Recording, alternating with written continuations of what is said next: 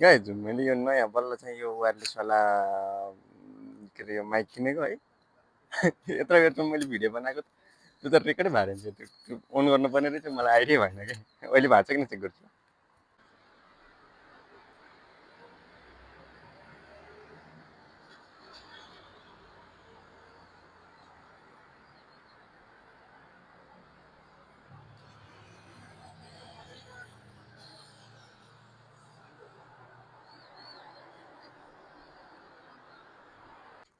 ल साइक्लिङमा चाहिँ अब रमाउ गाइज हेर्नुहोस्।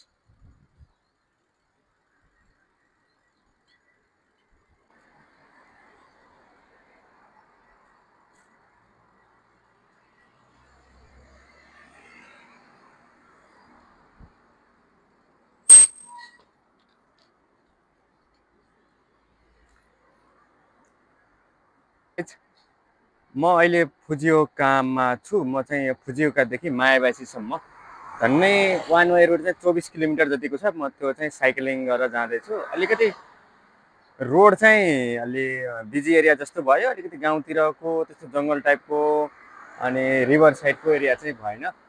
त्यही पनि यो ट्रिपलाई चाहिँ म इन्जोय गर्न गइरहेको छु। अघि मैले भिडियो बनाएको है, सुरुदेखि आउने बेला चाहिँ मैले भिडियो बनाएको थिएँ। त्यो कस्तो भयो भन्दाखेरि मैले माइक चाहिँ वायरलेस माइक चाहिँ मैले युज गरेको थिइनँ है। त्यो चाहिँ ओनै भएर हिँड्छ कि क्या फन्नी मोमेन्ट भयो है। तर मैले अब यो अलिकति साइक्लिङ गरेको चाहिँ त्यस्तो मेरो क्यामेरा सेटअपहरू त्यस्तो केही पनि छैन है। अनि त्यो भएर यहाँहरूलाई कुनै एउटा स्पेसल ठाउँको मात्र गराउनु देखाउने छु, बिचको चाहिँ देखाउनु थिएन। जापानमा नि यस्तो खेती छ, त्यो क्रेनहरू छ। अनि त्यो चाहिँ कस्तो भयो भने यो चाहिँ जस्तो तलको बाटो चाहिँ नर्मल रुटवाला भयो भने त्यो माथिको चाहिँ अलिकति पुलमै छ, सबै पुलमै हुन्छ। त्यो चाहिँ हाइवे हो, त्यो माथिबाट चाहिँ हाइवेको रुट छ।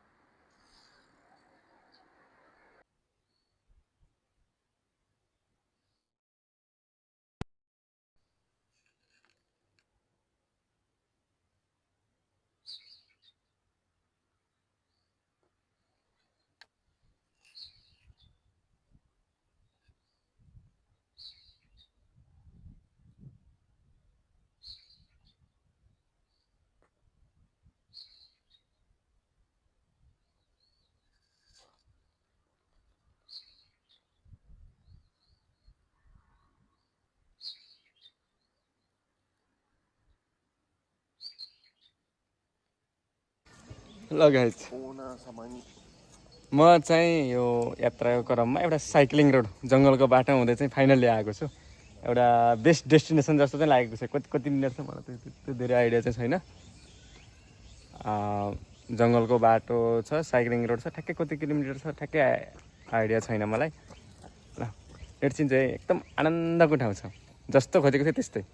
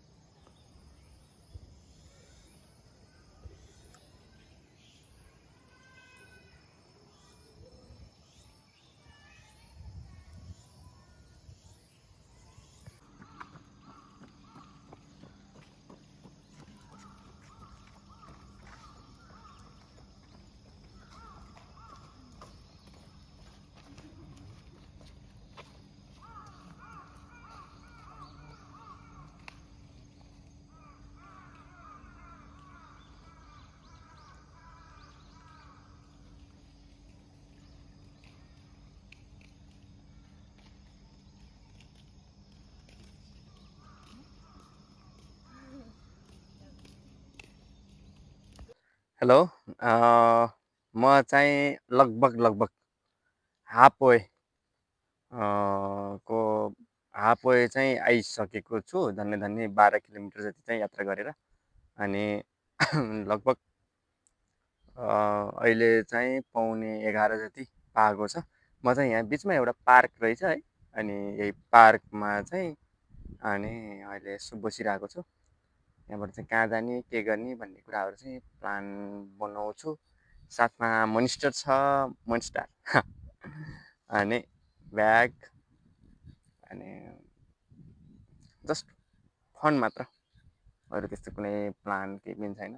जस्ट हेर्दै जाउँ के हुन्छ। अहिले 1:30 बजेको छ अनि म चाहिँ लगभग डेस्टिनेसनै भन्छु म यसलाई। यसलाई चाहिँ मैले डेस्टिनेसन पोइन्ट चाहिँ मानेको छु। म मायाबासीको टोन रिभरको चाहिँ पुलमा छु। यो मेरो ब्याकग्राउन्डमा भएको चाहिँ टोन रिभर हो। अनि म यो चाहिँ म अलि तपाईँलाई ब्याकग्राउन्डमा देखाउँछु है। अब चाहिँ यहाँदेखि चाहिँ म अब फर्किने बाटो छु कि फर्किने तयारी गर्दैछु, किनकि भोलिदेखि चाहिँ अब फेरि नर्मल ड्युटी छ, काम जानुपर्छ होइन। अनि अनि पानीले चाहिँ अलिकति समस्या बनाउन जस्तो छ, किनकि मसँग रेनकोटहरू त छ, तर लोकेसन म्याप हेर्दै जानुपर्ने भएकोले गर्दाखेरि अलि मोबाइल म्याप हेर्दै अनि जानलाई अलिकति समस्या हुन्छ कि जस्तो लागेर अनि त्यो भएर म चाहिँ अब फर्किने छु। ल ल यो चाहिँ टोन रिभर हो है। टोन रिभरको चाहिँ यो पुल हो।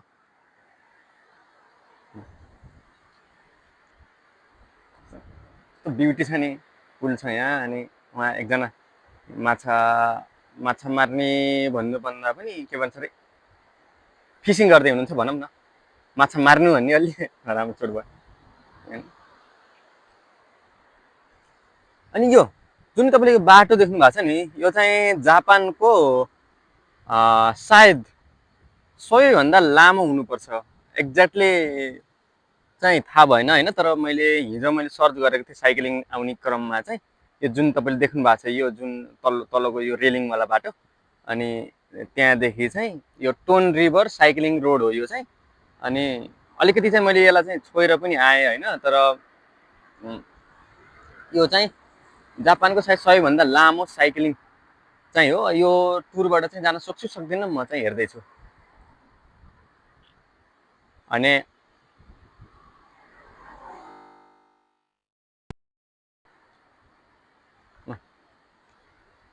गाइज यस्तो छ, मेरो झोला ब्याग छ त्यहाँ, ऊ छ यहाँ, म चाहिँ यसरी बसिरहेको छु। अहिले पानी आउने जस्तो भएको छ है, त्यो भएर अलि जानुपर्ने जस्तो चाहिँ छ।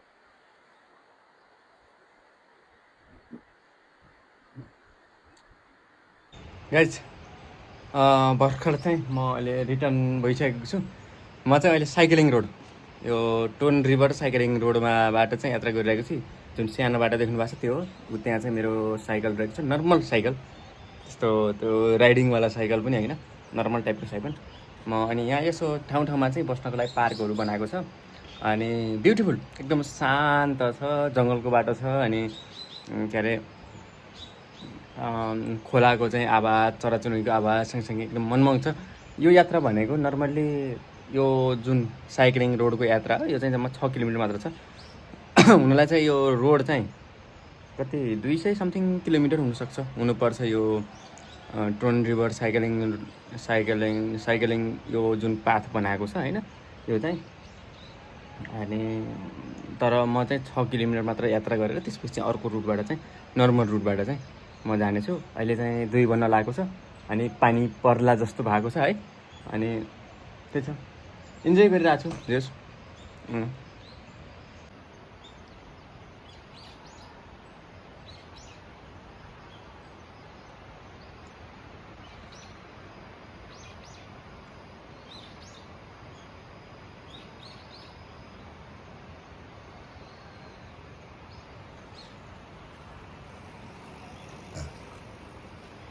ल फाइनली बाटोमा चाहिँ सानसानो झिमझिम सानसानो चाहिँ पानी परिरहेछ।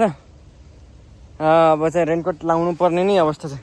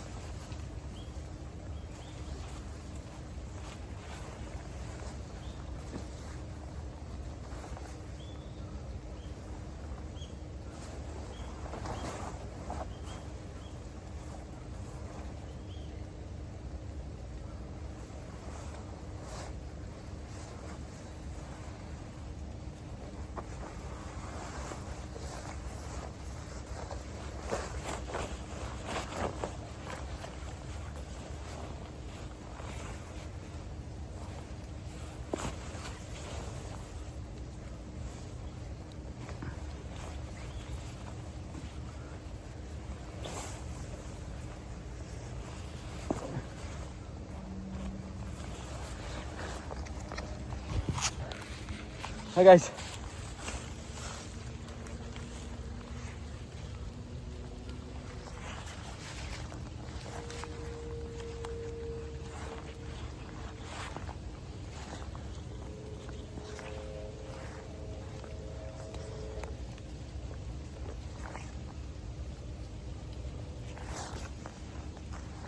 What is this, guys?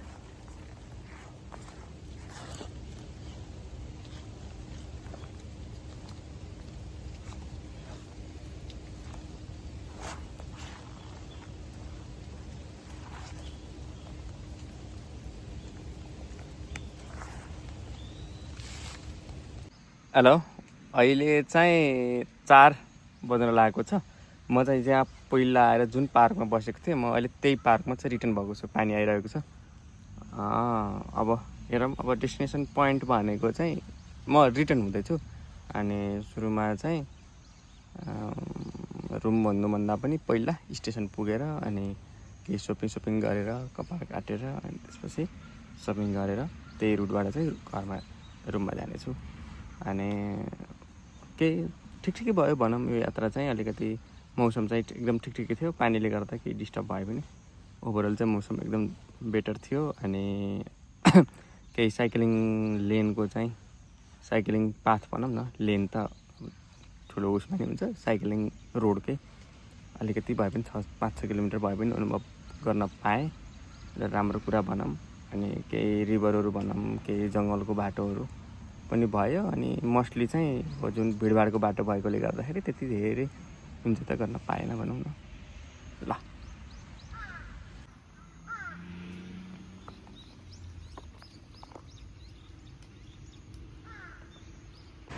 अहिले म यो खोलाको पुलमा छु। देख्न सक्नुहुन्छ एकदमै कपाल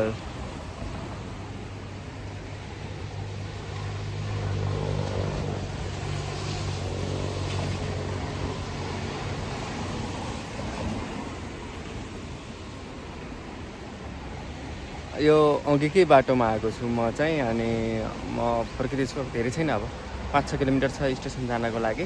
रुम पुग्नको लागि चाहिँ लगभग 10-15-12-13 किलोमिटर जति चाहिँ छ। अगाडि चाहिँ यहाँ पुल रहेको छ भने यो चाहिँ यो साइडमा चाहिँ साइकल हिँड्ने अनि त्यसपछि यो गाडी हिँड्ने, के अरे यो साइक्लिङ र अनि त्यसपछि पैदल यात्रीको लागि बाटो बनाएको छ। अनि खोला एकदम निलो छ।